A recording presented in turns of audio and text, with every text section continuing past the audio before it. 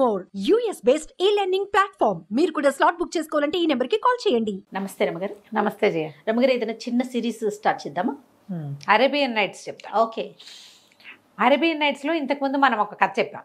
మామూలుగా ఇది మంత్రి గారి కూతురు రాజుగారికి చెప్తున్న కథలు కదా, సుల్తానికి చెప్తున్నాను. ఒక మనిషి కోతిగా ఉన్నవాడు, ఒక కోతి మాట్లాడి చివరికి మనిషిగా మారి ఒకడిని వాడి తాయెత్తు అవన్నీ పోగొట్టి మొత్తానికి మళ్ళీ రాజకుమార్తె దగ్గర చేరుస్తుంది. అతను సుల్తాన్ అయ్యాడు. ఆ సుల్తాన్ కథ అనమాట ఇది. ఓకే. అయితే ఈ మర్కట యువకుడు వెళ్ళిపోయిన తర్వాత, సుల్తాన్ అయిన తర్వాత రాజుగారి కూతుర్ని పెళ్లి చేసుకున్నాడు. ఆయన పెళ్లి చేసుకుంటే సుల్తాన్ అయ్యాడు.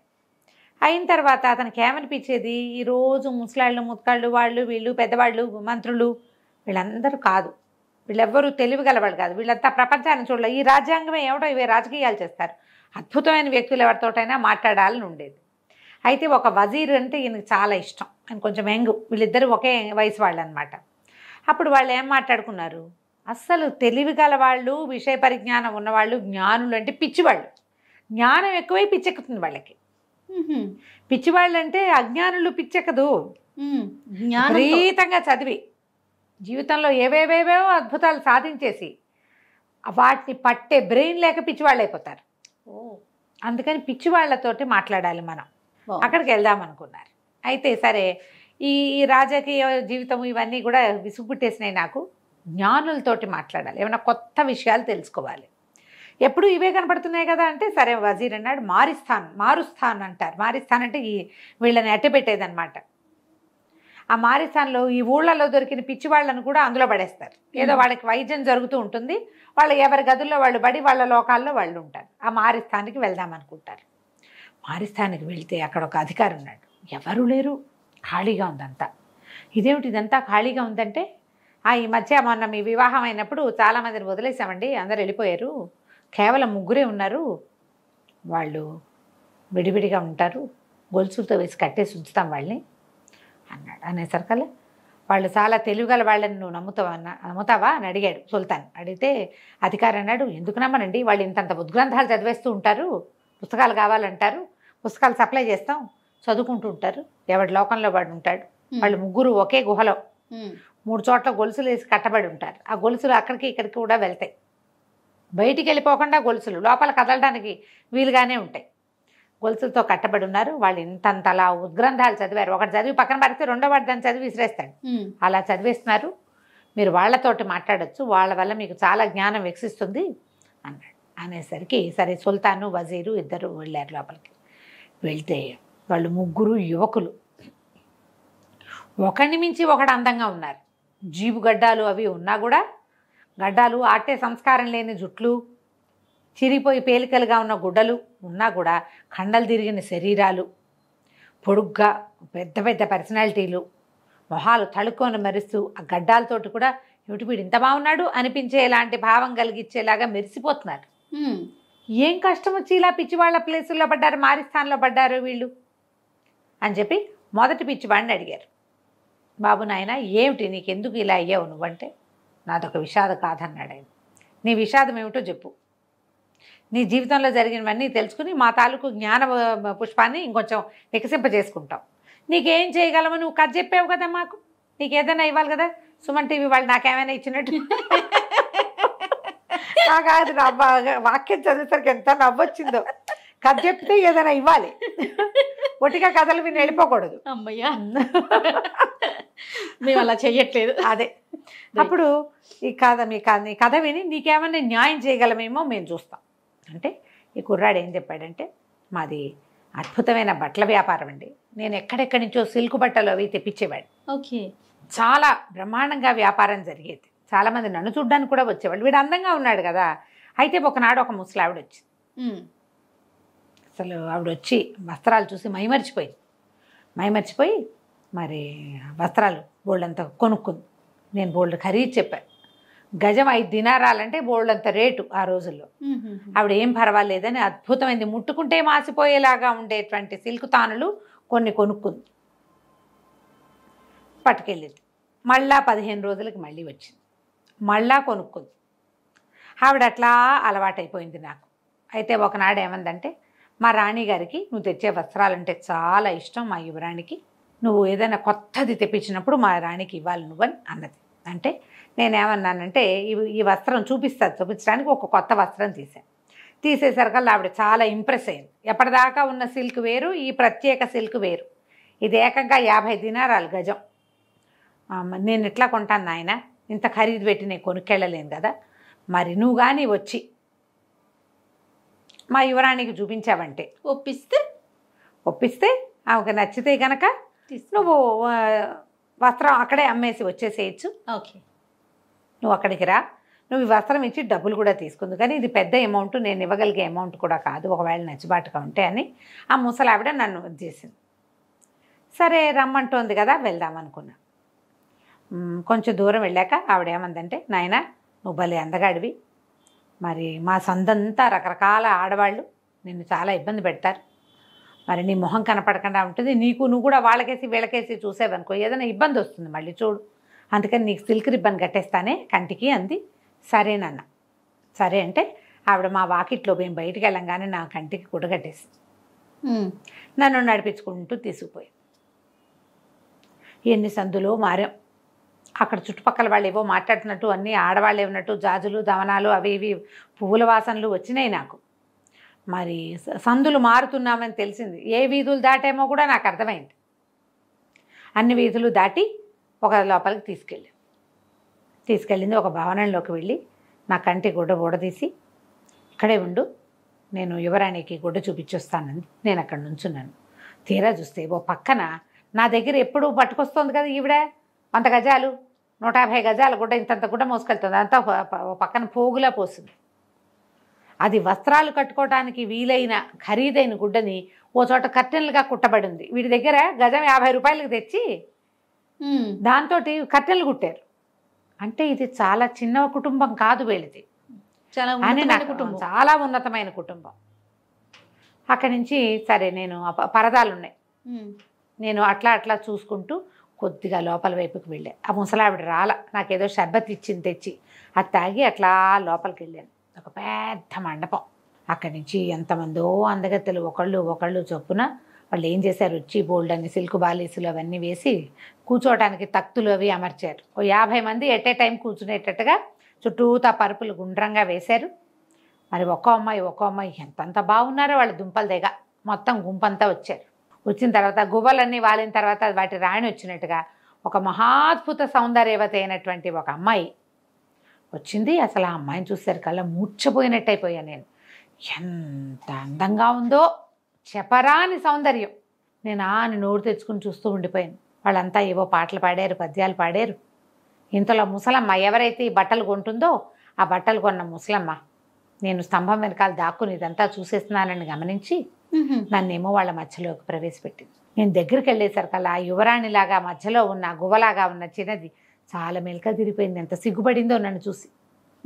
ఆవిడ చెప్పింది, ఎందుకమ్మాయి సిగ్గుపడతావు, ఇన్నాళ్ళు నీకు మనసు వచ్చిన వస్త్రాలు తెచ్చింది ఈ అబ్బాయే, వీడి ఛాయిస్, భలే అద్భుతమైన వస్త్రాలు తెస్తాడు అని చెప్పి పరిచయం చేసింది. ఆ అమ్మాయి చాలా సిగ్గుగా కళ్ళు బాల్చి, అందుకేగా నేను ప్రేమలో పడింది అన్నది. నేను ఆశ్చర్యపోయాను. నేను బట్టలు తీసుకెళ్తేనే నా దగ్గర నుంచి బట్టలు కొనే ఇది నా మీతో ప్రేమలో పడిందా అని చాలా ఆశ్చర్యపోయాను నేను. అక్కడి నుంచి ఆవిడేమంది, ఆ ముసలావిడ, ఒట్టుగా ప్రేమలో పడితే ఏముందమ్మా, ప్రేమలో పడిన వాడిని ప్రేమించిన వాడిని సొంతం చేసుకోవాలంది. నేను ఆశ్చర్యపోయాను. ఇదేమిటి ఇప్పుడు ఎట్లా, నేనేం చేయాలరా దేవుడా అని చాలా బెంగ పెట్టుకున్నా. నాకు అర్థం కాల. వాళ్ళు అన్నారు, ఏముంది ఈయన్ని పిలిస్తే పెళ్లి చేసేసుకోవచ్చు, ఖాజీని పిలిస్తే పెళ్లి చేసేసుకోవచ్చు అన్నారు. పెళ్లి చేసేసుకోవచ్చు అంటే నాకు ఆ అమ్మాయిని వదిలి వెళ్ళాలని లేదు, ఆ పెళ్ళి ఏమిటో నాకు తెలియలే. కాసేపట్లో చక్కగా నన్ను తీసుకెళ్లారు, శుభ్రంగా స్నానం చేయించేశారు. నా యుగాల నుంచి నా మీద ఉన్న మురికంతా వదిలించేసిన ఫీలింగ్ వచ్చింది. అంత అద్భుతమైన స్నానం, మామూలు స్నానం కాదు అది. ఎంత బాగా స్నానం చేయించారు. నేను అసలు పువ్వులే అయిపోయాను. అంటే వీడు మామూలుగా స్నానాలకు వెళ్ళడం తెలుసు వాళ్ళకి, ఇది ఏదో అద్భుతమైన మహాలు స్పెషల్. అక్కడి నుంచి తీసుకెళ్ళారు. మరి ఖాజీ వచ్చాడు, నీకు కుబుల్ హై అని అడిగారు. నేను సరేనన్నాను. ఇక నేను ఎన్ని రోజులు ఆ ఇంట్లో గడిపేశానో నాకు తెలియదు. నా భార్య నేను స్వర్గసుఖాల్లో తేలిపోతూ ఉన్నాం. చాలా రోజుల తర్వాత ఒకరోజు రాత్రి కల్లో మా అమ్మ కనపడింది. తల్లుంది వీడికి, తెగేడుస్తుంది మా అమ్మ. అయ్యో మా అమ్మ నా కోసం బెంగపెట్టుకుంటోందేమోనని పొద్దునే లేచి నేను దిగాలుగా మొహం పెట్టుకున్నాను. అయితే నా భార్య అంతా ఇందుకు దిగాలు పడుతున్నావు, ఏమైందని అడిగింది నన్ను. అడిగితే మా అమ్మని చూడాలనుంది అంటే వెళ్ళిరా, కొద్ది రోజులు ఆవిడతో ఉండి మళ్ళీ రా అంది. మరి నా వ్యాపారం అన్నాను. వెళ్ళినాళ్ళు వ్యాపారం చేసుకో, మధ్య మధ్యలో వస్తూ పోతూ ఉండు కానీ అని చెప్పింది. సరే బాగానే ఉంది. నన్ను కంటికి నల్ల సిల్క్ దారం పరదా కట్టేసి తీసుకుపోయారు. ఆ ఇల్లో నాకు తెలియదు, అది ఎక్కడికి వచ్చానో నాకు తెలియదు. తీసుకెళ్ళారు, ఇంటి దగ్గర దింపారు. మా అమ్మని చూసుకున్నా, వ్యాపారం చూసుకున్నా, మళ్ళీ బిజినెస్ చేసుకున్నా. ఓ 15 రోజుల తర్వాత ముసలిది వచ్చింది. మళ్ళీ సిల్క్ ఇది కట్టేసి, రిబ్బన్ కట్టేసి తీసుకుపోయింది. 15 రోజులు నా భార్య నేను అమిత సౌఖ్యాల్లో మునిగి తేలాం. మళ్ళీ వెనక్కి వచ్చేవాడిని. ఇట్లా కొంతకాలం గడిచింది. నేను బహు అందగాండి, మీరు చూస్తున్నారు కదా నన్ను అన్నాడు. అవునన్నారు వీళ్ళు, రాజుగారు, సుల్తాను, వజీర్. అయితే ఒకనాడు ఒక ఆవిడ ఒక వస్తువు తీసుకొచ్చింది. ఏమిటది? ఒక బంగారు కోడి పుంజు, ఇంత బొమ్మ. ఇది అమ్మటానికి వచ్చాను అని వచ్చింది కొట్లోకి. వచ్చేసరికల్లా ఆవిడ భలే బాగుంది, మనిషి చక్కగా ఉంది. నా భార్య అంత కాదు కానీ భార్య అంటే అలవాటైపోయింది. ఈవిడ బాగుంది. ఆవిడ ఏమంది, ఇది అమ్ముతాను అంటే నేనేమనుకున్నానంటే 15 రోజులైంది, 2-3 రోజుల్లో ఇవాళ రేపో వాళ్ళు ఎవరో ఒకళ్ళు వచ్చి నన్ను తీసుకెళ్తారు. భార్యకి గిఫ్ట్గా ఇవ్వడానికి బంగారపు కోడి పుంజు బొమ్మ బాగా పనిచేస్తుందని ఎంతో బాగుంది. దాన్ని అటు ఇటు తిప్పి చూశాను. దాని ముక్కుకి ఒక పచ్చ ఏదో పెట్టారు, కంటికి ఒక వజ్రం పెట్టారు, ఇంత బొమ్మ చాలా బాగుంది. దీని ఖరీదు ఏమిటంటే ఆవిడంది, ఏమీ వద్దు, నిన్ను ఒక్కసారి ముద్దు పెట్టుకొని ఇవ్వమంది అనేసరికల్లా ఇది ఆశ్చర్యపోయాను నేను చాలా. కానీ ఏం చేయను, నాకేమో ఆ వస్తువు నచ్చింది, భార్యకి ఇద్దామనే సంకల్పం వచ్చేసింది. సరే ఒక ముద్దే కదా పెట్టుకొని ఇస్తే సరిపోతుంది అనుకున్నాను. ఆవిడ నా బుగ్గ మీద ముద్దు పెడుతూ కటిక్కను కొరికేసింది, నెత్తురు కారేటట్టుగా కొరికింది. నేను విదిలించుకున్నాను. ఆవిడ నవ్వుతూ పక్కపక్కలాడుతూ వెళ్ళిపోయింది. బొమ్మ మాత్రం నా దగ్గరే వదిలిపెట్టింది. నేను ఈ చెంప మీద కారే నెత్తుర్ని అద్దుకున్నాను కానీ అది సన్నగా కారుతూనే ఉంది. ఇట్లా నీకు ముద్దు పెడతానని ప్రతి వాళ్ళు ఒక ముక్క కొరుకు తినేస్తే ఇంకా నేనేం బతుకుతానని నేను ఆశ్చర్యపోయాను. సాయంకాలం అయ్యేసరికల్లా ముసలిది వచ్చింది. 2 గంటల్లో నన్ను తీసుకెళ్ళటానికి రావటమే ధూమధూమలాడుతూ వచ్చింది. నా మొహం కేసి అధోలకంగా చూసింది. నేను ఈ కోడిపుంజు బొమ్మ పుచ్చుకున్నాను. ఆవిడ నా కంటికి సిల్కు రిబ్బన్ కట్టేసింది. ఇంటికి మోసుకుపోయింది, నన్ను తీసుకెళ్ళిపోయింది. దారికి తీసుకెళ్ళి అక్కడికి వెళ్ళాం. లోపలికి వెళ్ళేసరికల్లా నేను మధ్యలో దీనికి ముందు అసలు ఈవిడ ఎవరు, ఏమిటి, ఈ ఇల్లు ఏమిటి, ఇంత స్వర్గంలా ఎందుకుంది అని దాసీల్లో ఒక దాన్ని పట్టుకుని వీడు అడిగేట, ఈ అమ్మాయి ఎవరు ఏమిటి అని అడిగితే, రాజకుమార్తె నిన్ను ప్రేమించింది, యువరాణి నిన్ను ప్రేమించింది కాబట్టి ఈ దారిలో నిన్ను ఇంటికి తీసుకొచ్చి పెళ్లి చేసుకుంది అంతేనంది, ఇంకేం విషయాలు చెప్పలేదు నాకు అన్నాడు అని చెప్పాడు మధ్యలో. అయితే ఇప్పుడు ఏమైంది, వెళ్ళేసరికల్లా మొత్తం బోళ్ళంత మంది ఆడవాళ్ళు ఉంటారుగా, జనాలలో 50 మంది చెలికత్తెలు ఉన్నారు ఆవిడికి. అందరూ నన్ను ధుమధుమలాడుతూ చూస్తూనే ఉన్నారు. చెంప మీద సన్నగా నెత్తురు కాడుతుంటే ఒకతో చిన్న కర్చీఫ్ ఇచ్చింది అద్దుకోని. నేను అద్దినా సరే ఇట్లా నొక్కేసరికి మళ్ళీ రాదు, మళ్ళా నెత్తురు వచ్చింది. నేను లోపలికి వెళ్ళి నా భార్యకి ఇదిగో నీకోసం బహుమతి తెచ్చానని కోడిపుంజు చూపించబోయేసరికల్లా ఆవిడ చేతులు చాపకుండా ఎవరక్కడ అని అరిచింది. ఇంతలో ఏమైంది, ఓ 4 జమాజట్టి లాంటి ఆడవాళ్ళు ఒక దుప్పట్లో ఉన్న దాన్ని దేన్నో మోసుకొచ్చారు. అదేమిటి, పొద్దున నాకు ముద్దు పెట్టిన అమ్మాయి మెడ, దాని బాడీ. ఆ అమ్మాయిని చంపేసి దాని తలని దాని గుండెల మీద పెట్టి ఓ దుప్పట్లో పడేసి మోసుకొచ్చారు వాళ్ళు. నేను అది చూడగానే కేవ్వమని కేక పెట్టాను. నా భార్య వెంటనే తీసుకెళ్ళి పిచ్చి వాళ్ళ స్థాయిలో పారేయండి అన్నది. నేను మోసం చేశానని, దాని ఎవరికో ప్రతి వాళ్ళకి బుగ్గలిస్తున్నావు నువ్వు, నీ పరిస్థితి ఇక్కడ కాదని నన్నేమో ఇక్కడ పడేయించింది. నేను స్పృహ తప్పిపోయాను. స్పృహ వచ్చేసరికల్లా గొలుసులు కట్టేసి ఇక్కడ ఉన్నాను బాబు, ఏం చేయను, నా జీవితం ఇలా అయిపోయిందని ఉద్గ్రంథాలు చదువుతూ కనీసం జీవితంలో ముందుకెళ్దామని పుస్తకాలు చదువుకుంటున్నాను, నన్ను పిచ్చివాడిని చేశారని చెప్పాడు. సుల్తాన్ ఆశ్చర్యపోయాడు. నీకు ఆ ఇల్లు తెలుసా అన్నాడు. మామూలుగా తెలియదండి, కానీ మా ఇంటి దగ్గర కనుక సిల్కు దారం ఏదైనా రిబ్బన్ కడితే దారులు ఆ వాసనలు నాకు తెలుసు, కుడి ఎడమ తెలుసు, 3 సార్లు వెళ్ళే నేను అనగానే వజీర్ అన్నాడు, పదండి తీసుకెళ్దామన్నాడు. ఇద్దరు మొత్తం ఆ పిచ్చివాడిని మోసుకుపోయారు, తీసుకెళ్లారు. వాడు బాగానే తిరుగుతున్నాడు. వాడు వాకిట్లో నుంచోబెట్టారు. వాడిని కంటికి ఒక సిల్క్ రిబ్బన్ కట్టారు నల్లది. ఆ కంచి రెక్కపుచ్చుకుంటే వాడిని బారా లాక్కుంటూ తీరుకుంటూ వెళ్ళిపోయారు. తీరా అది ఎక్కడికి చేరింది, పాత సుల్తాన్ గారి 3వ కూతురు ఇల్లు అది. ఓహో, సుల్తాన్ కూతురు ఈ బట్టలమ్మే వాడిని ప్రేమించి వాడిని తన ఇంటికి తెచ్చుకోవటం కోసం ఆ ముసలమ్మని పంపించింది అనమాట. అక్కడి నుంచి ఈయన తలుపు కొట్టాడు. తలుపు కొడితే ఇది మారుటి కూతురు. వాళ్ళు 3, 7, 9 భార్యలు ఉంటారు సుల్తాన్లకి, ఒక కూతురు అన్నమాట. బేగంలకు బోల్డ్ ఆస్తులు పాస్తులు ఇస్తారు కదా, అదే తలుపు తీసేసరికల్లా వాళ్ళు ఆశ్చర్యపోయారు సుల్తాన్ని చూసి. ఈ కొత్త సుల్తాన్ కదా ఈయన, ఇప్పుడు రాజుగారి అఫీషియల్ కూతురు మొగుడు, ఇవన్నీ అనఫీషియల్ కూతుళ్ళు అనమాట. ఓకే. వాళ్ళు మొహమాటంగా లోపల తీసుకెళ్ళారు. తీసుకెళ్తే అమ్మాయిని కేకేసి ఆయన, అమ్మాయి నీ మొగుడు ఇంకెవరికి బొగ్గలు ఇవ్వకుండా మేము చూసుకుంటాం, వీడిని క్షమించి నువ్వు భర్తగా యాక్సెప్ట్ చేయి, ఎందుకంటే వీడికి ఏం కావాలో నేను ఇస్తానని చెప్పాను, వాడికి పెళ్ళాం కావాలని కోరుకుంటున్నాడు, అది నువ్వు కాబట్టి ఇక నుంచి వీడు వేరే రకంగా చేయడు, పైగా వీడేమి ఇంకా వ్యాపారాలు అవి చేయడు, నా దగ్గర ప్రతిహారిగా ఉంటాడు. సుల్తాన్ ఎక్కడికైనా వెళ్తుంటే ఫస్ట్ వెళ్ళేది వీడు, ఒకటో ప్రతిహారిగా వీడిని నియమించుకుంటున్నాను, కాబట్టి నువ్వు నీ పాత విషయాలన్నీ మర్చిపోయి వీడెవరో అమ్మాయికి చెంపలిచ్చాడనే సంగతి నువ్వు గుర్తుపెట్టుకోకుండా వీడితో కాపురం చేయి అని చెప్పాడు. సరేనని ఒప్పుకుంది. వెంటనే వీడిని తీసుకుపోయి వాడికి క్షవరం చేయించి వాడిని చక్కగా రెడీ చేసి, అప్పుడు రాజుగారు స్నానం చేయించి వాడిని పువ్వు కంటే తేలిగ్గా చేసేసి, ఇప్పుడే కాదు 2-3 రోజుల్లో పంపిస్తాము, మేము మళ్ళీ ఇంకో పిచ్చివాడి వ్యవహారం తెలుసుకోవాలని ఇతన్ని వెంట పెట్టుకుని మళ్ళీ మారుస్థానికి వెళ్ళారు. సుల్తాను మొదటి పిచ్చివాడు, అదే ప్రతిహారిగా మారిన రాజుగారి అల్లుడు అక్కడికి వెళ్ళిపోయారు. వెళ్ళాక రెండో పిచ్చివాడిని కేకేశారు, బాబు ఏమినాయన నీ సంగతి అంటే, వీడు ఆవిడని ప్రేమించి ఆమె వెనకాల పడి తెచ్చుకున్నాడు కష్టం, నేను ప్రేమించక తెచ్చుకున్నానండి.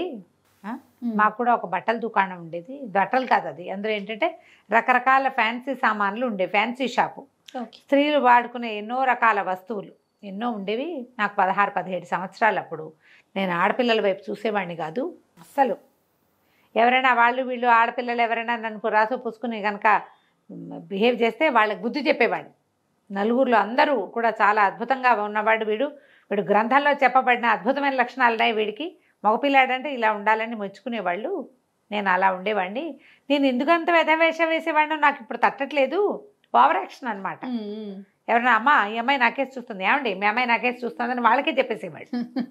అలా చేసేవాడిని. అయితే ఒకసారి నేను నా కొట్లో బిజీగా ఉండగా ఒక నీగురో బానిస ఒక అమ్మాయి వచ్చింది. అమ్మాయి లోపల దాచిపెట్టిన ఒక ఉత్తరం ఇచ్చింది. మా యజమానురాలు నిన్నెంతో మెచ్చింది, నీ మీద ఈ కవిత్వం రాసింది చదవమంది, అది ఆ కాగితం గులాబీ రంగులు అత్తర్ వాసనలు వెదజల్లుతుంది, నేను ఆ కాగితం చూడలేదు, ఆ కాగితాన్ని చింపి దాని మొహాన్ని కొట్టాను, దాని చెంపలు పగలగొట్టాను, గదిలోంచి మా కొట్లోంచి బయటికి తోసేశాను, దిక్కుమాలదానా ఇట్లాంటివి తెస్తావా, నా వ్రతం పాడు చేస్తావా అని నేను చాలా తిట్టాను, నువ్వెంత రోతగా ఉంటావో నీ యజమానురాలు అంత రోతగా ఉంటుంటుంది, దాని ఉత్తరం అంతకంటే రోతగా ఉంది, ఇంకోసారి అడుగు పెట్టావో చంపేస్తానని చాలా గొడవ చేశాను.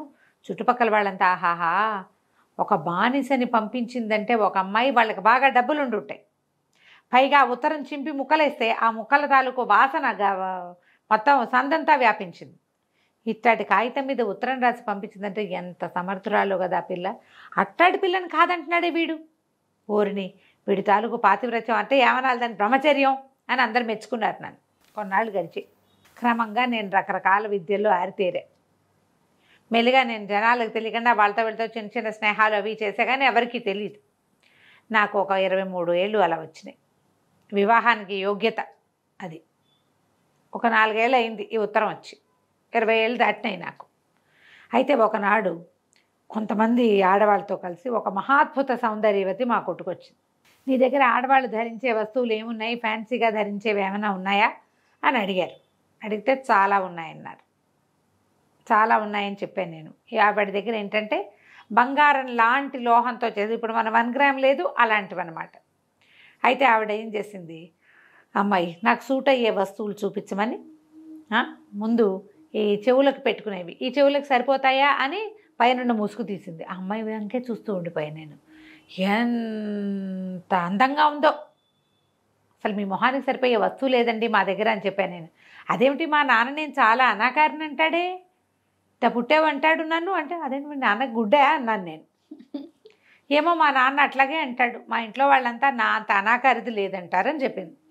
పిల్ల 5'4", 5'5" ఉంది పొడుగు. అసలు ఆ అమ్మాయి చేతులు పాదాలకు పెట్టుకునే పాంజాబులు ఉన్నాయా అని పాదాలు చూపిస్తే ఆ పాదాలని కావలించుకుందామనిపించింది నాకు. ఎంత సుకుమారంగా ఉన్నాయి, హంసల జంటలాగా ఉన్నాయి అవి. అదేమిటి మా నాన్న అట్లా అంటే ఏనుకాళ్ళలా ఉన్నాయి నా కాళ్ళు అంటాడే అంటుంది అమ్మాయి. నడువుకు పడ్డాను, ఆ నడువు ఎంత సన్నగా ఉందో, పిడికిట్లో ఇమిడిపోయేలాగా ఉంది. అదేంటి నాది గేదె నడువు అన్నాడు మా నాన్న అంటుంది. నగలన్నీ నేను వేస్తుంటే ఒక్కొక్క అమ్మాయి ఏం చేస్తోంది, బాడీ చూపిస్తోంది వీడికి. పాదాలు చూపించింది, చేతులు చూపించింది, బాజుబంతులు చూపించింది, మెడ చూపిస్తోంది. ఇన్ని ఒక్కొక్క చోట వలువ తీసి చూపిస్తుంటే తెలుపు మెరిసిపోతోంది, ఒక గులాబీ రంగు కలిసిన తెలుపు, అమిత నాజుకు, ముట్టుకుంటే వదలలేనట్టుగా ఉంది, ముట్టుకుంటే మాసిపోయేటట్టుగా ఉంది. కానీ మా నాన్నని నాకున్న అష్టవంకరలతో పుట్టాను నేను అంటాడు మా నాన్న. నాకు గూనె అంటాడు, నాకు నడ్డి అంటాడు, నాకు కాళ్ళు లావు అంటాడు. టోటల్గా మా నాన్నకి నేను జబ్బుదాన్ని అని చెప్పింది. అంటే కాదండి, మీలాంటి అద్భుత సౌందర్యవతి ఉంటే ఎవడైనా పెళ్లి చేసుకుని పండగ చేసుకుంటాడని చెప్పాను నేను. చెప్తే అదేమిటి మరి ఆ పండగ ఏదో నువ్వే చేసుకోవచ్చుగా అంది. అంతకంటే భాగ్యమా అన్నాను నేను. అయితే మా నాన్న నొప్పించాను. మా నాన్న ఎవరు అంటే ఆ షేక్ అలీ ఫజల్ అని చాలా గొప్ప డబ్బులు ఉన్నవాడు. ఆయన చాలా మర్యాదస్తుడు, ఊళ్ళో చాలా డబ్బులు ఉన్నాయి. కాకపోతే నువ్వు వెళ్ళి నన్ను పెళ్ళికి అడిగావనుకో, మా అమ్మాయి నాకు ఇచ్చి పెళ్లి చేయంటే నాకు గూనె అంటాడు, నాకు నడ్డి అంటాడు, నాకు అష్టజబ్బులు ఉన్నాయంటాడు. ఆయన ఎంత మర్యాదస్తుడంటే తన పిల్లకి లేని అవలక్షణాలన్నీ చెప్తాడు. మా బాబు మా పిల్ల మీకు తగింది కాదండి, మీరు అద్భుతంగా ఉన్నారు అంటాడు. అయినా సరే అని చేసుకోవాలి. మరి నువ్వు చేసుకుంటావా అంది. చేసుకుంటానన్నాడు. ఇంతకంటేనా? అయితే సరే, రేపు పొద్దునే ఎండెక్కాక, పొద్దుటి ప్రార్థన అయిపోయాక ఎండెక్కాక ఫలానా చోట ఉందిగా మా ఇల్లు, తెలుసు కదా షేక్ అలీ ఫజల్ గారి ఇల్లు, అక్కడికి వెళ్ళు, ఆయన్ని పెళ్లి కొప్పించు అని చెప్పి చక్కగా ఈ మహాసౌందర్యం నాకు చూపించిందిగా, అదన్నీ మళ్ళీ పరదాల్లో కప్పుకుని తన చెలికత్తలతో కలిసి వెళ్ళిపోయింది. ఇక రాత్రి ఎలా తెల్లవారిందో నాకు తెలీదు. అసలు గడవల రాత్రి. ఇది ఎప్పటికి తెల్లారుతుందరా దేవుడా అనుకున్నా. ఒక మహావిరహ సముద్రంలో నన్ను ముంచేసి వెళ్ళిపోయింది ఆ సౌందర్యవతి. మర్నాడు నేను చక్కగా తయారయ్యి ఉదయకాల ప్రార్థనలు అవి ముగించుకుని కొంచెం నాష్టా చేసి అలీ ఫజల్ గారి ఇల్లు వెతుక్కుంటూ వెళ్ళా. భవనం అది, అందులోకి వెళ్ళా. ఆయన చక్కగా గడ్డము అది ఉండి ముచ్చటగా ఒక సౌందర్యవతికి తగిన తండ్రిగానే కనపడ్డాడు ఆయన నాకు. మర్యాదకు లోటేం లేదు ఆయన దగ్గర. ఆయన దగ్గరికి వెళ్ళి, బాబు ఎవరండి మీరు, ఏమిటి అన్నాడు. ఫలానా చోట ఒక షాప్ ఉంది నాకు, నా పేరు ఇదని పేరు చెప్పుకున్నాను. నేను ఒక 23-24 సంవత్సరాల మహాద్భుత సౌందర్యవంతుడైన యువకుడిని మీకు కనపడుతున్నా కదా. నన్ను చూసి ఆయన చాలా ముచ్చటపడ్డాడు. నువ్వు నాయన ముచ్చటగా ఉన్నావోయ్, నీ వ్యాపారం కూడా నీ అందానికి తగిందేను అని మెచ్చుకున్నాడు. అప్పుడు ఏ విషయం మీద వచ్చావా అని నన్ను అడిగాడు. ఎందుకు వచ్చావు నాయన అని అడిగితే, మీ అమ్మాయిని ఇచ్చి నాకు పెళ్లి చేయండి అని అడిగాను. ఆయన నిర్ఘాంతపోయాడు. బాబు నా పిల్లకి పుట్టాడు జబ్బు నాయన అన్నాడు. నేనేమో నాకు పర్వాలేదన్నా. మా అమ్మాయికి గూనుంది నాయన, గొగ్గిపళ్ళు, మూతి అది వంకర తిరిగిపోయింది. మా పిల్ల పెళ్లి చేసుకునేందుకు యోగ్యమైంది అది కాదు, దానికి చిర్రవచ్చు. నువ్వు చూస్తే ఇంతంతగా అడివి నాయన. మా పిల్ల ఈయనేమో ఏమిటి ఇటా వర్ణిస్తాడు, ఆ పిల్ల జుట్టు ఎటా ఉంది, జలతారలా ఉంది దాని జుట్టు. ఎవడో ఇటాటికి చెప్తాడు, పెళ్లి చేయడం ఇష్టం లేక ఈయన చెప్తున్నాడు అని. ఏం పర్వాలేదు, అయినా సరే అన్నాను. బాబు నేను నీకు ముందే చెప్తున్నాను, నా భార్య పిల్లని ఒక నెల ముందు కనేసింది. నెల ముందు ఒక అర్ధరాత్రి పూట చీకట్లో భయపడి పురుడొచ్చేసింది. అట్లా తల్లి భయపడటం వల్ల నా పిల్లకి అన్ని అష్టవంకర్లు వచ్చినాయి నాయన, అది ఎంతకాలం బతుకుంటుందో కూడా తెలీదు అంటే ఈయన, ఓహో నెల ముందు పుట్టడం వల్లే అంత నాజుగ్గా ఉంది అమ్మాయి అనుకున్నాను నేను. ఓహో, ఏమైనా సరే నాకు ఓకే అన్న. సరే అక్కడి నుంచి, బాబు నేను ఇంత గొప్పవాడిని నీకు తెలుసు కదా, మా పిల్లకి ఆడపిల్లలు కట్నం ఇస్తారు మగవాళ్ళే. ఏంటంటే ఒకవేళ ఆ పిల్లని వదిలేసేటట్టయితే దాన్ని మెహరో ఏదో అంటారు జయ, ఇంత డబ్బు ఇస్తాము అని. అదేం లెక్క, నేను ఆ పిల్లని ఎందుకు వదులుతాను? అది ఎట్లా ఉంది, జలతారు కన్యక, మెరుపు తీగ, మామూలు విద్యుల్లత కాదు అది. దాన్ని ఎందుకు వదులుతాడు? అసలు ఎవడైనా బుద్ధున్నవాడు అంత సౌందర్యవతను వదిలిపెడతాడా? అది పొట్టాడుకోరైనా సరే. అదేమో అట్లాంటిది కాదు, వచ్చింది కదా అద్భుతంగా మాట్లాడింది. అసలు మా పిల్ల మాట్లాడుతుంటేనే కవిత్వం చెప్తున్నట్టుగా ఉంది. దాని బట్టలు, దాని సొగసు ఇవన్నీ ఊహించుకుని నేను పర్వాలేదని అన్నీ వీటితోటి మనసా వాచా కర్మణ షేక్ అలీ ఫజల్ గారి కుమార్తెకి నేను భర్తనవదలుచుకున్నానని, ఒకవేళ ఈ ఫెటాల ఆమెను కనుక నేను వివాహం వదిలేస్తే కనుక 20 లక్షల దినారాలు మెహర్గా సమర్పిస్తానని కాగితం రాసేసి ఒప్పుకున్నాను. అక్కడి నుంచి ఈ వివాహాలు ఏమిటి, ఎదురు బదురు ఏముండదుగా, ఆమ్నే సామ్నే ఉండదు. వాళ్ళ ముసుగు వేరు, వీళ్ళ ముసుగు వేరు. ఈయనకేమో ఏదో కడతారు, పువ్వుల జల్తా, ఇది ఏమంటారు దాన్ని, పువ్వుల పరదా లాంటిది. వాళ్ళేమో లోపల పరదాలో జనానాలో కూర్చుంటారు, కుబుల్ హై అంటారు, అంతే. అక్కడి నుంచి ఏం చేశారు, పెళ్లి చేసేశారు. నేను కుబుల్ అన్నాను, ఒప్పుకున్నాను. నాకు కావాలి ఆ సౌందర్యవతి, మరి ఇక రెండో దారి లేదు. ఒప్పుకున్నాను. ఆ అమ్మాయి కూడా ఒప్పుకుంది. సరే, ఆ రోజు సాయంకాలం మాకు సమాగమం ఏర్పాటు చేశారు. మంచం మీద బాబు, నా కూతురు అక్కడికి ఇక్కడికి రాలేదు, నువ్వే ఇక్కడ ఉండాలి నాయన, నీ గదిలోకి పంపలేము, ఆమె గదిలోకే నువ్వు వెళ్ళు, ఆమె కదిలే పరిస్థితిలో లేదన్నాడు. ఆయన ఏం చెప్తున్నాడో కూడా నాకు అర్థం కాలేదు. నేను ఊహల్లో తేలిపోతున్నా. ఇప్పుడు ఆ సౌందర్యవతితో గడపోతున్నాను, ఆమెతో మాట్లాడబోతున్నాననే ఊహే నాకు ఎలాంటి ఉత్తేజాన్ని కలిగించిందంటే ఆయన ఏం మొత్తుకుంటున్నాడో నాకు అర్థం కాలేదు. తీరా వెళ్ళాను. వెళ్ళిన తర్వాత ఆ అమ్మాయి ముసుగు కప్పుకుని ఒక ఎర్ర చీర మేలి ముసుగు ధరించి మంచం మీద ఒక తలవైపుకి ఆనుకొని కూర్చుంది. ముసుగు తీశాను. నా జీవితంలో చూడని ఒక అద్భుత దృశ్యాన్ని చూశాను నేను. ఒక భయంకర దృశ్యం, అద్భుతం అనకూడదు. ఆ అమ్మాయికి, నేను అప్పుడు చూసిన ఆమెకి పళ్ళెత్తు, మెల్లకన్ను, కళ్ళు ఎంత, మూత ఎంత వెడల్పుందో ముక్కు అంత వెడల్పుంది. ఆమె కదిలేలాగా కూడా లేదు, పరమ గూనిది. దాని కాళ్ళు నిజంగానే ఏనుగు కాళ్ళు. నేను నిర్ఘాంతపోయాను, ఇదేమిటి అని. ఆ ముసలాయన మా పిల్లకి అది, మా పిల్లకి ఇది అని ఏం వర్ణించాడో, అన్నీ అవే. ఆ పిల్ల మా నాన్న నన్ను ఇట్లా అంటాడు అట్లా అంటాడు అని ఏం చెప్పిందో, దాని గూని, దాని నడ్డి, దాని ఏనుగు పాదాలు, దాని గొగ్గిపళ్ళు, దాని చిర్రబొచ్చు అన్నీ ఉన్నాయి. నేను నిర్ఘాంతపోయాను, స్పృహ తప్పి పడిపోయాను. ఏం చేయాలో తెలియలా నాకు. ఆ బయట ఉన్న బానిస ఎవడో నన్ను తీసుకెళ్ళి మంచం మీద చేర్చాడు. నాకు వేరే మంచం వేశారు, నన్ను దాని మీద పడుకోబెట్టారు. తెల్లవారు లేచి ఏం చెయ్యాలో తెలియలే. ఇప్పుడు ఈ అమ్మాయి నాకు వద్దంటే ఆయన ఏమంటాడు? నేను అవన్నీ ముందే చెప్పాను, నువ్వు వినలేదంటాడు. 20 లక్షలు మెహర్ రాసి సంతకం పెట్టాను నిన్న సాయంత్రం. నా సర్వశక్తులు వడ్డినా నాకు 1 లక్ష కూడా రాదు. 20 లక్షలు నేను ఎక్కడి నుంచి ఇస్తాను? నిర్ఘాంతపోయాను, ఏం చేయాలో తెలియలే. పొద్దున్న లేచా, మెలకు వచ్చింది. సరే, స్నానం చేసి మరి ప్రార్థనకి వెళ్ళాను. ముందు రోజు పొద్దున్న ప్రార్థన చేసుకుని ఎంత ఉత్సాహంగా వచ్చాడు వీళ్ళింటికి. సరే, భోజనశాల ఏదో ఉంది ఒక పెద్దది, అందులోకి వెళ్ళా. అందరూ కంగ్రాచులేషన్స్ చెప్పారు. అలీ ఫజల్ గారు అమ్మాయిని పెళ్లి చేసుకున్నావు కదా, మాకు షర్బత్తులు లేవా, మాకు అవి లేవా, ఇవి లేవా అన్నారు. దేనికి షర్బత్ ఇవ్వాలి? ఆ సౌందర్యవతికి ఇవ్వాలా, నేను కట్టాల్సిన 20 లక్షలకి ఇవ్వాలో నాకు అర్థం కాల. ఆ భోజనశాలలో 2 చేతుల్లోనూ నెత్తి ఇరికించుకుని కూర్చుని ఉన్నాను నేను. ఇప్పుడు ఏం చేయాలో తెలియటలా. దాన్ని పెళ్లి చేసుకున్నా దాంతో కాపురం ఎట్టా చేయాలో తెలియదు. అది మంచం మించి కదలలేదు ఆ ఘటం. నా అమ్మాయికి ఏదో జబ్బు పాపం. నేను కాంతిపోయేసరిగా ఈ లోపల కిలకిల్లాడుతూ శబ్దాలు వినపడ్డాయి. తీరా చూద్దును కదా, ఏ సౌందర్యవతి అయితే నా షాపుకు వచ్చి పెళ్లి చేసుకోమని ప్రోత్సహించిందో మహాద్భుత సౌందర్యవతి, అది చిలకత్తలతో సహా వచ్చేసింది భోజనశాలకి. పక్కపక్క నవ్వింది నన్ను చూసి. కొత్త పెళ్లి కొడుకు శుభం కలుగ్గాక అంది.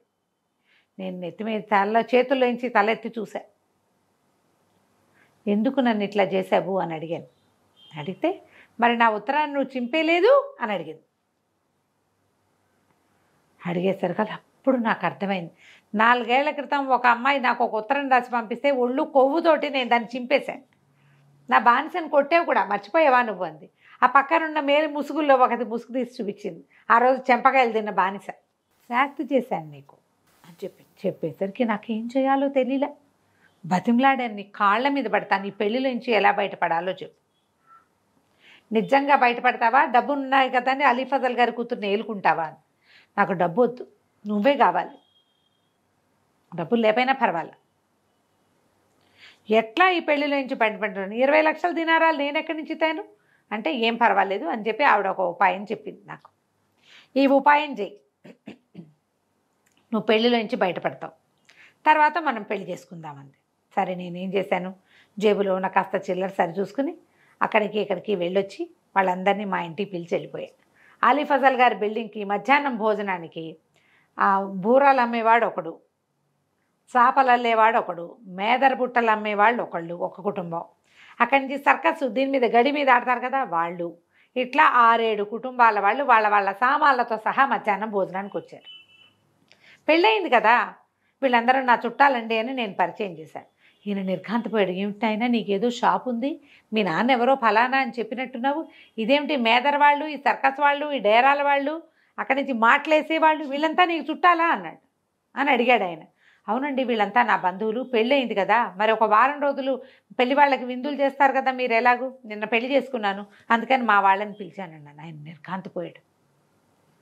బాగానే ఉంది, పిల్లాడు అందంగా ఉన్నాడని చేసుకుంటే వీడి చుట్టాలు వీళ్ళ, రేపొద్దున మన వాళ్ళందరికీ ఎటా పరిచయం చేస్తాం? ఆయనకంతా కోటీశ్వర్లు ఆయన చుట్టాలు. ఈ మేదర్ వాళ్ళని బుడబొక్కల వాళ్ళని నేను ఎక్కడ పరిచయం చేయను? ఆయన నిర్కాంతిపోయాడు. బాబు ప్లీజ్ దయచేసి నన్ను వదిలేవా అని అడిగాడు, బతిమలాడాడు. వీళ్ళ చుట్టాలని అని చెబితే నా పరుగు పోతుంది, నేను నా పిల్లకి పెళ్లి కాకపోయినా పర్వాలా, అది ఎట్లాగూ చచ్చిపోతుంది 4 రోజుల్లో, ఆ లోపల ఏదో దానికి పెళ్లి సరదా తీరుద్దాం కదా అనుకున్నాను నేను. ఎలాగో నువ్వే వచ్చావు కదా అని, చచ్చే పిల్లకి పెళ్లి సరదా తీరుద్దామనుకున్నాను, నీ అంతటి నువ్వు వచ్చావు కదా అని నేను ఈ పని చేశాను, నన్ను వదిలే అని బతిమలాడాడు. ఈ సలహా ఇచ్చింది ఎవరు ఇతనికి? ఆ అమ్మాయి. ఈ పెళ్లిలో నుంచి బయటపడాలంటే ఆయనకి విరక్తి పుట్టించాలి నువ్వు. ఆ విరక్తి పుట్టించాలంటే మేదర వాళ్ళని, టక్కుటమారం వాళ్ళని, బుడబక్కల వాళ్ళని, అక్కడి నుంచి సుత్తి సాండంతో ఏదో పనులు చేసుకునే వాళ్ళనే నా చుట్టాలని పరిచయం చేయాలి. ఆయన కోటీశ్వరుడు, ఈ చుట్టాలని భరించలేడు. సరే బాబు, నువ్వు నాకు రూపాయి ఇవ్వక్కర్లా, నా పిల్లకి 3 మాటలు చెప్పేసి ఈ పెళ్ళి నాకు వద్దు వద్దు వద్దు అని చెప్పేసి వెళ్ళిపో, నువ్వు రూపాయి ఇవ్వద్దు, నేను నీకేమివ్వను, నువ్వు నాకేమి ఇవ్వద్దు అన్నాడు. సరే నేను ఆ 3 మాటలు ఆ అమ్మాయికి చెప్పేసి ఆ పెళ్ళిని వద్దనుకుని ఆ కాగితం చింపేసి నా చుట్టాలందరికీ తలా 1 రూపాయి చేతిలో పెట్టి హాయిగా ఎంజాయ్ చేయండి అని పంపించేసి నేను మళ్ళీ నాకు షాపుకి చేరాను. అక్కడి నుంచి ఆ అమ్మాయి నన్ను తన ఇంటికి పిలిపించుకుంది. అక్కడ ఎంత పెద్ద భవనమో, అది చాలా పెద్ద భవనం. ఆ భవనంలోకి ప్రవేశించాం. వాళ్ళు శుభ్రంగా స్నానం చేయించారు, మళ్ళీ ఈయన కూడా స్నానం అయింది. అక్కడి నుంచి పెళ్లి చేశారు. కుబుల్ హై అన్నాను, మళ్ళీ వచ్చి పెళ్లి చేశాడు. వీడు 2వ వాడు. సంతోషంగా ఉన్నాను నేను.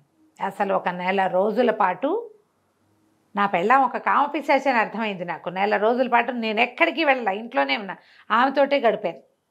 1 నెల అయిన తర్వాత ఓ రోజు తెల్లవారేక చెప్పాను, నాకు విశ్రాంతి కావాలి, నన్ను వదిలిపెట్టి అని. నీకు విశ్రాంతి కావాలా? అలాగే అంది. ఒక గ్లాస్తో మంచినీళ్ళు ఇచ్చారు. నేను నిద్రపోయాను. నీళ్ళు తాగాక మెలకు వచ్చాక ఇక్కడున్నా. మారిస్థాన్లో గొలుసులతో కట్టేయించి ఉన్నాడు. ఆ అమ్మాయి 1 నెల రోజులు వీడితో ఎంజాయ్ చేసి వీడు మొదట తనని కాదన్నందుకు శిక్షగా వాడిని పంపించేసింది. ఓసిని ఆల్రెడీ పెళ్లి చేయించింది కదా, పెళ్ళైతే అవుతాయి ఈ పెళ్ళిళ్ళన్నీ. తీరలేదు కక్ష. ఓకే, పెళ్లి చేయించి వాడు తన దారికి వచ్చేలా చేసింది. విశ్రాంతి కావాలి అనగానే వెళ్ళిపోమంది. ఇప్పుడు నీకు విశ్రాంతి కావాలని చెప్తున్నారు వాళ్ళు, నీకు విశ్రాంతి కావాలి కదా అందుకని ఇక్కడ పెట్టామన్నారు. అనగానే ఈయనకి ఆ అమ్మాయి వర్ణన అంతా వింటుంటేనే వజీర్కి అర్థమైంది. బాబు ఆ ఇల్లు ఎక్కడుంది నాయన అన్నాడు. అదేనండి, ఒక పెద్ద మసీదు ఉంది కదా, దాని వెనకాల ఉన్న భవంతులు, వరుస భవంతుల్లో మామిడి చెట్లు, గుల్మహార్ చెట్లు ఉన్న ఒక మహాద్భుతమైన భవంతి అండి అని అనగానే వజీర్ చెప్పాడు, సుల్తాన్ గారు 2 కూతురండి ఈ అమ్మాయి అన్నాడు. అనగానే మన సుల్తాన్ గారు, కొత్త సుల్తాన్ గారు వెతోడల్లుండి వెంటపెట్టు తీసుకుపోయాడు. ఇద్దరు ప్రతిహారులు, మొదటి ప్రతిహారిని వీడిని తీసుకెళ్ళి ఆ ఇంటి తలుపు కొట్టాడు. తలుపు కొడితే తలుపు తీసి ఈ కొత్త సుల్తాన్ని చూసి వాళ్ళు ఆశ్చర్యపోయారు, లోపలికి పిలిచారు. ఆ వెనకాలన్న మొగుడిని కొరకొరా చూసింది అమ్మాయి. చూసేసరికల్లా సుల్తాన్ అన్నాడు, అమ్మాయి నీ మొగుడిని, వాడి యొక్క అహంభావాన్ని క్షమించు, వాడు విశ్రాంతి అడగకుండా నీతో ఉండటానికి సరిపడా వాడికి షర్బతులు అవి మేము తాగిస్తాం, నువ్వు ఉంచుకో వీడిని, కానీ వాడిని వదిలిపెట్టేయద్దు, ఎందుకంటే వీడిని నేను 2వ ప్రతిహారిగా నియమించుకుంటాను, ఇక మీద వీడు నాతో ఉంటాడు. సుల్తాన్తో ఉండేవాడి స్థాయి పెద్ద స్థాయి కదా, అంతేగా కదా, కాబట్టి వీడిని మొగుడుగా యాక్సెప్ట్ చేయి, ప్రస్తుతానికి మాతో వదిలిపెట్టు, వేరే కథ వినాలి, ఆ కథ కూడా విన్నాక మళ్ళీ నీ దగ్గర తీసుకొస్తామని చెప్పి ఆ 3వ పిచ్చివాడికి కూడా 2వ పిచ్చివాడికి చక్కగా క్షవరం చేయించి శుభ్రమైన బట్టలు తొడిగించి వాడిని ప్రతిహారిగా నియమించుకుని మళ్ళీ మారుస్థానికి బయలుదేరారు. మళ్ళీ సుల్తాను, వజీరు, 2 ప్రతిహారులుగా మారిన రాజుగారి సవితి తోడల్లుళ్ళు వాళ్ళంతా కలిసి మళ్ళీ మారుస్థానికి వెళ్ళారు. అక్కడ 3వ పిచ్చివాడిలా కట్టేసున్న ఒక కుర్రాడిని పట్టుకున్నారు. వీళ్ళు ఎంగే, వాడు ఎంగే, వాడు ఇంకా ఎంగు, ఇంకా లేతగా ఉన్నాడు వాడు. సరే వాడిని పట్టుకున్నారు. ఏమిట్రా నాయన నీ సంగతి అని అడిగితే వీడేం చెప్పాడంటే, నేను అమ్మా నాన్న లేరు, నాకు మదరసాలో చదువుకుంటూ హాయిగా ఆటాడి తిరుగుతుండేవాడిని. చిన్నప్పుడు నన్ను ఎంత ముద్దు చేసేవాడు. వాడు ఇప్పుడే చాలా బాగున్నాడు, 22, 23 ఏళ్ళ వాడు, మహా అందంగా ఉన్నాడు. చిన్నప్పుడు పిచ్చ పిచ్చ ముద్దుగా ఉండేవాడు. అసలు నన్ను చూసిన వాళ్ళు ఎవరైనా వాళ్ళ చేతిలో ఉన్న బంగారపు వస్తువైనా నా చేతిలో పెట్టి నన్ను ముద్దు చేసేవాళ్ళు. నా చుట్టుపక్కల పిల్లలందరికీ నేనంటే అసూయగా ఉండేది. ఏమైనా తినటానికి కూడా నాకే పెట్టేవాళ్ళు ఎక్కువ. వీధిలో పిల్లాడు కనపడతాడు, ఆ చేతిలో ఉన్న జిలేబీ ఏదో కొట్టు దగ్గర నిలబడితే 2 జిలేబీ తునకలు తీసి వాడి చేతిలో పెట్టేవాళ్ళు. అంత ముద్దు అనమాట, అపరిమితమైన ముద్దు సాగింది. నేను అట్లాగే వాళ్ళ దగ్గర వీళ్ళ దగ్గర మన జూదశాలల దగ్గర, తర్వాత ఏమో ఈ భోజనశాలల దగ్గర తిరుగుతూ మెల్లిగా జ్ఞానాన్ని పెంపొందించుకున్నా. ఒకసారి ఒక పాఠశాలకి బయట ఒక పెద్ద ఆయన నన్ను చూశాడు. ఎంత కళ ఉందిరా నీ మొహంలో, అని నన్ను దగ్గర తీసుకున్నాడు. నువ్వు అక్కడికి ఇక్కడికి తిరగద్దు, నేను నీకు జ్ఞానాన్ని బోధిస్తా. ఈ తిండి తిప్పలు, ఈ సౌందర్యము, అందంగా ఉండటం ఇది కాదు ఇంపార్టెంట్. మనిషికి ఏది ఇంపార్టెంట్ అంటే భగవంతుడు అని చెప్పి రోజు నాకు బోధించడానికి నన్ను తనతో తీసుకెళ్ళిపోయాడు.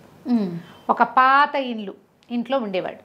ఒకనాడు ఆయన లోపల ఉన్నాడు, నేను దాని మీద ఊరికే చెప్పాడు నాకు ఏమి ఇవ్వాల, నాకు ఏదో ఆహారం పెట్టాడు. నేను కానీ ఆ తర్వాత ఆయన వెనకాలే తిరగాల్సి వస్తుందేమోనని నేను వెళ్ళల. అయితే ఒకనాడు ఒక పాత ఇంటి పైన పక్షిగుడ్ల కోసం పిల్లలు ఆడతారు, పక్షిగుడ్లు ఇవి కూడా వేసుకుంటారు, ఆమ్లెట్లు వేసుకోవడానికి కూడా ఆట చేస్తారు కదా పల్లెటూళ్ళు అంటే. అట్లా నేను పక్షిగుడ్ల కోసం ఒక పురాతన పాడుపడిపోయిన ఇంటి పైకి ఎక్కితే ఆ కప్పు పగిలిపోయి ఉన్న కప్పు లోపల నుంచి నాకు కనపడ్డాడు. ఆ ముసలాయన నన్ను అంతకుముందు నా దగ్గరికి రాని జ్ఞానబోధ చేస్తానని చెప్పిన ఆయన లోపల పడుకుని కనపడ్డాడు. ఆయన పడుకుని తెల్లటి బట్టలతో ఆయన పడుకుంటే నాకు ఎంతో శాంతిగా అనిపించింది. సరే ఆయన కళ్ళు తెరిచి నాకు వైపు చూశాడు, పైకి చూసి రమ్మన్నాడు. అంతకుముందు నేను వెళ్ళల, కొంతకాలంగా నాకు తెలిసినా కూడా. ఇప్పుడు ఆ రోజు ఆకలితో ఉన్న నాకు ఆయన పిలుపు, ఆయన నాకు పెట్టిన ఆహారం, నాకు చేసిన హితబోధ నాకు ఎంతగానో ఉపయోగపడ్డాయి. నీకు రోజు ఆహారమే కదా కావాలి, వేళకి నీ తిండి పెట్టే పూచి నాదని ఆయన నాకు ఎన్ని విధాలో ఎన్ని విషయాలో బోధించేవాడు. ఇక నేను అల్లర్చిల్లరగా వాళ్ళ వాకిట్లో వీళ్ళ వాకిళ్ళల్లో అంగళ్ళ దగ్గర తిరగడం మానేశా. గురువుగారు ఏమైనా డబ్బులు ఇస్తే వెళ్ళి ఏమైనా సామాన్లు పట్టుకొచ్చేవాడిని, వంట చేసుకుని తినేవాళ్ళం, ఇచ్చేవాడు. నాకు సరిపడా ఆహారం లభించేది. హాయిగా ఆయన దగ్గర అవి ఇవి చదువుకునేవాడిని. బోళ్ళంతా చదువు నేర్చుకున్నాను నేను.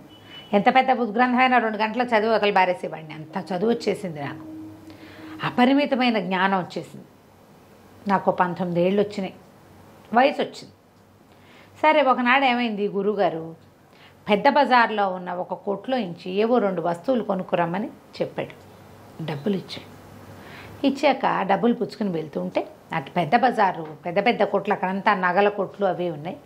ఒక గుంపు సమూహం వస్తుంటే ఆ వయసుకున్న క్యూరియాసిటీ తోటి ఆ గుంపు ఎవరా అని చూశాను నేను. కొంతమంది సైనికులు, కొంతమంది తృతీయ ప్రకృతులు. ఎందుకంటే ఈ సుల్తాన్ల దగ్గర వాళ్ళు ఎక్కువ ఉంటారు కాపలాలకి. ఒక అందగత్తెకి గొడుగులు పెట్టి తీసుకొస్తున్నారు ఒక అమ్మాయికి. ఎంత నాజుకో, బొమ్మలా ఉంది. నేను చూస్తూ ఉన్నాను. ఇంతలో ఒక పెద్ద గాలి వచ్చి ఆమె వేసుకున్న మేలి ముసుగు ఎగిరిపోయి, వీళ్ళు కూడా ఏవో ఇట్ట పరదాలల్లే పుచ్చుకుని వెళ్తున్నారు. ఆ పరదాలు లేచిపోయి పైకి ఎగిరిపోయింది. ఆ అమ్మాయి ముసుగేసుకుంది, ముసుగు ఎగిరిపోయింది. ఆ అమ్మాయి మొహం కనపడింది నాకు. నేను నోరు తెచ్చుకుని చూస్తూ నుంచున్నాను. ఆమె నడిచినంత మేర చూశాను. తేవాల్సిన వస్తువులు మర్చిపోయాను, ఏం తేవాలో గుర్తులేదు. నడుచుకుంటూ పోయాను గురువుగారి దగ్గరికి. గురువుగారు ఏమిరా నాయన అట్లా ఉన్నావు అంటే, నేను అట్లాగే చూస్తున్నా గాల్లోకి. నా మొహం కళ్ళల్లోకి చూసిన ఆయనకు అర్థమైపోయింది. ఆయన అన్నాడు, వద్దురా నాయన, మనసు మరల్చుకో, ఈ పిచ్చిలో పడద్దన్నాడు. పడద్దంటే వీడు నాకు ఏమి స్పృహ తెలియలా. ఏమైనా తింటామంటే మళ్ళీ చూస్తానంట మొదలుపెట్టాను. ఇంకోసారి చూడాలి, తనివి తీరా చూడాలి, ఆ అమ్మాయిని మళ్ళీ చూద్దామని ఉంది నాకు. గురువుగారు నయానా భయానా మంచి మాటలతో చెప్పాడు. నేను ఏ మోక్ష సాధన వ్యవహారము చెవినేసుకోలే. కన్ను మూసినా తెరిచినా అమ్మాయి ఆయన అన్నం పెట్టాడు, నేనేం తిన్నానో కూడా నాకు తెలియదు. ఉప్పు ఎక్కిపోయినా ఒళ్ళు తెలియకుండా తినేసా. గురువుగారు చాలా విరక్తి వచ్చింది, ఆయన చాలా దుఃఖంలో ఉన్నాడు. ఒరే నిన్ను ఒకటి బాగు చేద్దామనుకుంటే ఇలా అయిందిరా నాయన. సరే ఓ పంచి, నేనేదో ఇట్లా పడుకుంటా కానీ అవతల గదిలో ఒక కుండలో మూత పెట్టా, ఆ లోపల కాటి కొద్ది పట్టుకురా అన్నాడు. ఆ కాటికి పుచ్చుకొచ్చాక ఏమన్నాడు, ఆ కాటికని తీసి ఇట్లా నా కంటి మీద రాశాడు, కళ్ళ మీద రాశాడు. అబ్బాయి నీ పైభాగం ఎవ్వరికీ కనపడదురా, నడుము కాళ్ళే కనపడతాయి అందరికీ. నువ్వు ఎక్కడికి కావాలంటే అక్కడికి వెళ్ళి ఆ పిల్లని చూసి వచ్చేసి అని చెప్పాడు. గురువు ఎంత దుఃఖంలో ఉన్నాడో. ఆయనకి ఏమిటో అప్పుడే అన్నం తిన్నాడు, ఓపిక లేనట్టుగా అయిపోయాడు. ఆయన మంచం మీద పడుకున్నాడు, నేను బయటికి వెళ్ళాను. జనం అంతా నాకేసి చూస్తున్నారు. నా నడుము దగ్గర కింద భాగం కనపడుతోంది, పై భాగం ఎవరికీ కనిపించట్లా. అందరూ ఆశ్చర్యపోతున్నారు. ప్రజలంతా విచిత్రంగా చూస్తారు కదా ఆ పైభాగం లేని వాడిని. అక్కడి నుంచి రాజభట్లు వాళ్ళు వీళ్ళు వచ్చి అందరూ జనానా వాళ్ళు కూడా చూడదలుచుకున్నారు. వాడు ఆడో మగో ఏం తెలుసు, ఎవరో ఒకళ్ళు విచిత్ర ప్రాణి. ఆడాళ్ళు చూస్తామంటున్నారు, రమ్మంటున్నారు అంటే సరే జనానాలో కూడా నన్ను తీసుకుపోయారు. నన్ను రమ్మన్నారు, నేను వాళ్ళ వెనకాల నడిచి వెళ్ళిపోతా. బండెక్కమన్నారు, నేను బండెక్కా. ఆ పై పార్ట్ కనపడదు ఎవరికి, నేను ఎవరో ఎవరికీ తెలియదు. వెళ్ళాక ఆ జనాలు ముందు రాజస్థానంలోకి తీసుకెళ్ళారు. రాజుగారు, మంత్రులు, వాళ్ళు వీళ్ళు, సుల్తాను వాళ్ళు వీళ్ళు వజీర్లు అంతా చూశారు. చూసిన తర్వాత జనం కూడా చూస్తామంటే ఆ లేడీస్ అంతఃపురంలోకి నన్ను పంపించారు. నేను తనివి తీరా చూశాను. రాజుగారు ఆఖరి కూతురు ఎంత అందంగా ఉందో. వాళ్ళెవ్వరూ నేను మనిషిని కనపడకపోవడంతో మగవాడిని తెలిసినా కూడా కాళ్ళు అవి కనపడతాయి కదా, పైజమా లాంటిది కనిపిస్తుంది, వాళ్ళు ఎవ్వరూ పాటించలే. నేను అందరు ఆడవాళ్ళని చూసాను. అందులో నాకు నచ్చిన అందగతిని వాళ్ళ పొద్దున్న నేను ఎవరిని చూశానో దాన్ని తనివి తీరా చూశాను. ఎంతసేపు ఉన్నానో అక్కడ. సరే చాలాసేపు చూసి చివరికి వాళ్ళంతా లోపలికి వెళ్ళిపోయాక హతాశున్నై తిరిగి వచ్చాను. సరిపోలేదు, ఇంటికి వచ్చేసా. వచ్చిన తర్వాత మా గురువు చాలా దుఃఖంలో ఉన్నాడు. ఆయనకు అసలు ఓపిక లేదు. ఆయన మంచం మీద పడిపోయినట్టుగా ఉన్నాడు. ఏరా నాయనా అన్నాడు. నేను అలాగే ఉన్నాను డల్గా. రోజులు గడుస్తున్నాయి. ఆయన ఏం చెప్పినా నేను ఏమీ చదువుకోలేకపోయా. ఆయన బుర్రకెక్కేలా చెప్పేవాడు, నాకు ఒక ముక్క అర్థమై చచ్చేది కాదు. అమ్మాయి మీదే ఉంది నా దృష్టి అంతా. 3 రోజుల తర్వాత 3 days గడిచాక నా గురువు చాలా దుఃఖంతో చెప్పాడు, ఇక నీకేది బుర్రకెక్కదురా నాయన, నువ్వు వెళ్ళి అమ్మాయి సాన్నిధ్యంలో ఉండాలనుకుంటున్నావు అంతే కదా, ఆ అమ్మాయితో ఉండాలి అంతే కదా. అంటే నేను అప్పటిదాకా ఆయన చదువుకో అది చెప్పి ఏ ఒకదానికి తలోపల దీనికి మాత్రం ఊపేతల. ఊపంగానే ఆయన పరమ దుఃఖంతో, రే నాయన నువ్వేం చేస్తావంటే నా కోసం ఒక గోరీ దవ్వు, నన్ను అందులో పడుకోబెట్టు, నేను ఇక బతికేది లేదు, అయిపోయింది.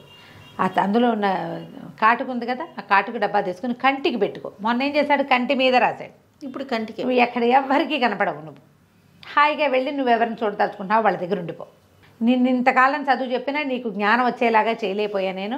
ఈ ప్రపంచం తాలూకు వ్యామోహాలు నిన్ను కూడా అందులోకి లాగేసుకున్నాయి. నా తపస్సు కూడా వృధానే అని చెప్పాడు. నేను పరమ దుఃఖంతో ఏడుస్తూ అయ్యో గురుగారు వెళ్ళిపోతారా అంటూనే గోరీ తవ్వేశాను. నీకు గోరీ తవ్వాల్సి వస్తే నాకు ఆ అమ్మాయి వద్దనలా నేను, అలా అనాలి కదా, అంతేగా. గోరీ తవ్వేశాను. గురువుగారిని గోరీలో పడుకోబెట్టా. ఓర్ని ఆయనే చెప్పాడు గురువాజ్ఞ. అక్కడి నుంచి కాటుకు తీసి పెట్టుకున్నా. నేను బయటకు వచ్చాను. నాకు తెలిసింది ఎవరు నన్ను ఎవరు చుట్టాల. వెళ్ళిపోయి నేను ఇంతకుముందు జనాల్లోకి వెళ్తాను తెలుసు కదా, నాకు ఎవరు చూస్తారు నన్ను, నేను ఎలా పరిగెత్తినా ఏ బండి వెళ్తుంటే ఆ బండి ఎక్కేసినా నేను లోపలికి వెళ్ళిపోతాయి. జనాన లోపలికి వెళ్ళిపోయాను. రాత్రి అయిపోయింది. నేను అన్ని గదులు వెతుక్కుంటూ వెళ్తే సరే ఒక లోపలి గదిలో అమ్మాయిని చూశాను. నేను ఒక పల్చటి పైజమా లాంటిది ఏదో వేసుకుని రాత్రిపూట నైట్ డ్రెస్ వేసుకుని ఆ పిల్ల పడుకుంది. సన్నగా నాజుగ్గా ఉన్న పిల్ల చక్కగా బోర్లా పడుకుని ఒక కాలు పైకి ఒక కాలు కిందకి పెట్టుకుంది. చాలా ప్రొవోకేటింగ్ పోస్టర్లో పడుకున్నది. అంత సంతోషం తట్టుకోలేకపోయాను. నేను ఏం చేశాను, నడుము మీద గిల్లాను. ఆ పిల్లకే ఉవ్వమని కేక పెట్టేసరికల్లా వాళ్ళ అమ్మ నా దాది పరిగెత్తుకుంటూ వచ్చారు. ఎందుకే అంటే నన్ను ఎవరో గిల్లారంటే ఏదో కుట్టు ఉంటుంది అంటుంది దాది. అంతా వెతికారు, ఎక్కడ ఏమీ కనపడలా. అయితే ఏమైంది, ఆ దాది ముసలిది భలే తెలివిగలది. ఏదో వాసన వస్తోంది ఇక్కడ, ఏదో మగవాసన, ఎవడో మగవాడు సంచరిస్తున్న వాసన ఉంది ఈ గదిలో అని చెప్పి అంతా వెతికారు. ఎక్కడా ఏమీ కనపడలేదు. వీళ్ళకి ఏం డౌట్ వచ్చింది, పిల్లని నడుము మీద చూస్తే దాని తెల్లటి నడుము మీద గిచ్చినట్టు కనపడుతోంది. గిచ్చితే ఎర్రపడదు. ఇదిగో ఎవరో గిచ్చారు. ఇది కుడితే ఒక రకంగా ఉంటుంది, గిచ్చితే ఇంకో రకంగా, అద్దంలో చూపించారు దానికి. అదేమో గిచ్చినట్టుగా తెలుస్తోంది. ఎవరో ఉన్నారు ఇక్కడ, దీన్ని ఏం చేయాలి. అక్కడి నుంచి ఎవరినో పిలిచిన తృతీయ ప్రకృతిలో ఒకళ్ళిద్దరు వచ్చి అంతా వెతికారు, ఏమీ కనపడలేదు. వీడు ఇక్కడే ఉన్నాడు. వాళ్ళందరినీ చూస్తున్నాడు. ఆ పిల్ల మించి కళ్ళు తిరగటల్లా నాకు. నేను అక్కడే నుంచున్నా. అయితే ఈ దాదంది అలా కాదు, ఒంటిపేడ తీసుకురండిరా. ఒంటిపేడని పేటకెళ్ళి ఉంటాయి కదా, పేడ ఎండిపోతే ముక్కలుగా గడ్డలుగా తయారవుతుంది. ఆ పొగ వేస్తే భూతాలకు వేటికైనా తుమ్ములు వస్తాయి, భూత తాలూకు లక్షణం ఏదో ఉంది ఇక్కడ అని చెప్పి ఎద్దు పెంటికలు ఒంటి పెంటికలు తెప్పించడానికి బయటికి పంపించింది వాళ్ళిద్దరిని, ఆ తృతీయ ప్రకృతులు ఇద్దరిని. వాళ్ళు ఏం చేశారు, బయట నుంచి పట్టుకొచ్చారు. ఈ లోపల ముసలిది ఏవో మంత్రాలు చదువుతూ గదంతా తిరిగింది. నేను దాని చేతులకు తగలకుండా అటు ఇటు తప్పుకుంటూ, స్పర్శకి తగులుతాడు వీడు, స్పర్శకి తగులుతారు, మనిషి ఉన్నట్టు తెలుస్తుంది, ఎవరినో తగిలేమని కనపడ్డంతే. తప్పించుకుంటూ తిరిగాను, అటు ఇటు తిరుగుతూ ఉన్నాను. ఈ ముసలిది ఏం చేసింది, విపరీతమైన దిక్కుమాలిన వాసన వచ్చే ఆ ఒంటి పెంటికలు తెప్పించి దాని మీద ఏదో గుగ్గిలం అవి వేసి అంటించి పొగబెట్టింది. రాకుమార్తెమో ముక్కు గుడ్డడ్డం కట్టుకుంది, రాణిగారు బయట నుంచుంది. ఆ పొగకి నాకేం కాలేదు కానీ కళ్ళు మండటం మొదలుపెట్టింది. కళ్ళల్లోకి వెళ్ళిపోయి పొగ, కంట్లోకి పొగ వెళ్తే ఏం చేస్తాం మనం? తుడవడం మొదలు పెడతాం. తుడిచేసరికల్లా నాకు బుద్ధి లేదు. నిజానికి గురువుగారి దగ్గర కాటక డబ్బీ ఉంది, గురువుని గోరులో పడుకోబెట్టినా కాటక డబ్బీ ఉంది కదా, ఆ డబ్బా తెచ్చుకోవద్దు. నేను ఆ డబ్బా తెచ్చుకోలే, అవసరం అవుతుందని తెలియలే నాకు. కాసేపు చూసి ఓ పూట ఇక్కడ గడిపి వెళ్దాం అనుకున్నా. ఎప్పుడైతే ఈ కన్ను తుడవటం మొదలుపెట్టానో కంటికి కాటికి కాస్త కరిగిపోయింది. 2 కళ్ళలోకి వెళ్తే పొగ ఒక కంట్లోకి వెళ్ళి ఊరుకోదు కదా, కళ్ళు పైగా ఇట్లా నలుపుతాం. ఇట్లా నలిపేసరికల్లా కాటికంతా చేతి కంటేసింది, నేను కనపడ్డం మొదలుపెట్టా. అంతే, అక్కడి నుంచి దాది కేవు మన కేకలు పెట్టేసింది. అమాంతం నా మీదకి దూకి నన్ను ఒడిసి పట్టుకుంది. దాని కేకలు విన్న బయట ఉన్న తృతీయ ప్రకృతులు ఇద్దరు, అక్కడి నుంచి బయట అవతల ఉన్న సైనికులు అందరూ జనాలలోకి దూరిపోయారు. అక్కడి నుంచి నన్ను పట్టుకున్నారు, చీత కొట్టేశారు, తీసుకొచ్చి ఇక్కడ కట్టేశారండి అన్నాడు. అనగానే అప్పుడు వీళ్ళకి తెలిసింది రాణ్జు గారి ఆఖరి భార్య తాలూకు కూతురు ఆ పిల్ల. సరే ఈయన ఏం చేశాడు, మళ్ళా ఈ 3వ వాడికి గిడ్డం అన్నీ షేవింగ్ చేయించి కుర్రాన్ని చక్కగా తయారు చేసి తన వెనకాల తీసుకెళ్ళి పాత సుల్తాన్ గారి ఆఖరి రాణిని పిలిచి, మీ కూతురు ఫలానా మహాద్భుత అందగత్తి అయిన పిల్ల ఉంది కదా, ఆ పిల్లని వీడికి ఇచ్చి చేయండి. ఏముంది, వాళ్ళ పెళ్ళిళ్ళు సులువు చేసేస్తే వీడిని 3వ ప్రతిహారి కింద నేను పెట్టుకుంటాను. వీడు పిచ్చివాడిగా చలామణి అవుతున్నాడు, వీడు పిచ్చివాడు కాదు, పెద్ద జ్ఞాని దగ్గర బాగా చదువుకున్నాడు, బోళ్ళు ఉద్గ్రంథాలు అవి చదివాడు, పైగా వాడు మీ అమ్మాయి మోహంలో చిక్కుకుని ఉన్నాడు అని చెప్పాడు. తర్వాత చక్కగా 3వ వాడికి ఆ రాజుగారి కూతురుని, సుల్తాన్ గారు ఆఖరి కూతురునిచ్చి పెళ్లి చేసేశారు. తర్వాత ఈ కొత్త సుల్తాను ఈ 3 పిచ్చివాళ్ళని తన దగ్గర 3 ప్రతిహారులుగా నియమించుకుని తనతో పాటే ఉంచుకున్నాడు. కథ కంచికి మనం ఇంటికి. బాగుందండి. నమస్తే రమ్య. నమస్తే జయ. సుమన్ టీవీలో మీ పర్సనల్ అండ్ బిజినెస్ ప్రమోషన్స్ కోసం కింది నెంబర్కి కాంటాక్ట్ చేయండి.